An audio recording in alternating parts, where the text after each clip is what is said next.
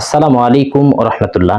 সম্মানিত দ্বীনী ভাই ও বোনেরা, বাংলাদেশে আহলে হাদিস মসজিদ এবং মুসল্লিদের নিয়ে বিদাতীদের এত অ্যালার্জি কেন? অ্যালার্জি হওয়ার কারণ হচ্ছে তাদের তাবিজের ব্যবসা বন্ধ হয়ে যাচ্ছে, তাদের মাজারের ব্যবসা, খানকার ব্যবসা, তাদের কবর পূজা এগুলো বন্ধ হয়ে যাচ্ছে, তাদের হিল্লা বিবাহ বন্ধ হয়ে যাচ্ছে। তো যাকে আল্লাহ রসুল সাল্লাল্লাহু আলাইহি সাল্লাম ভাড়াটিয়া পাঠার সাথে তুলনা করেছেন, আমি ওই সমস্ত বেদাতীদেরকে লক্ষ্য করে বলছি, হে বেদাতীরা, তোমাদের শুনে রাখা ভালো হবে, এই দেশের মধ্যে শিয়াদের মসজিদ রয়েছে, এই দেশের মধ্যে কাদিয়ানীদের মসজিদ রয়েছে, এই দেশের মধ্যে অসংখ্য সিনেমার হল রয়েছে, এই দেশের মধ্যে অসংখ্য পতিতালয় রয়েছে।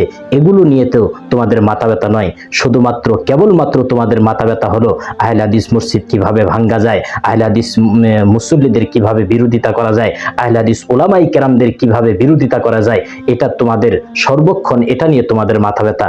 এর কারণ হলো আহলে হাদিস উলামাই কেরামের বক্তব্য অনুযায়ী এই ধরনের নষ্টামি, এই ধরনের বাগদ্রামি, এই ধরনের নোংরামি সবগুলো দিনের পর দিন, মাসের পর মাস, বছরের পর বছর সবগুলো তথ্য ফাঁস হয়ে যাচ্ছে।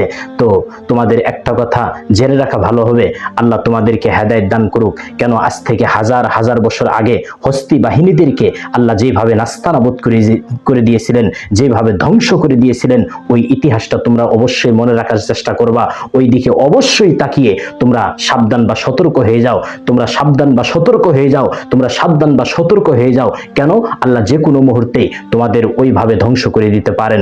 আল্লাহ তাদেরকে সঠিক বুঝদান করুক। সকলেই বলি আল্লাহুম্মা আমিন। আসসালামু আলাইকুম ওয়া রাহমাতুল্লাহ।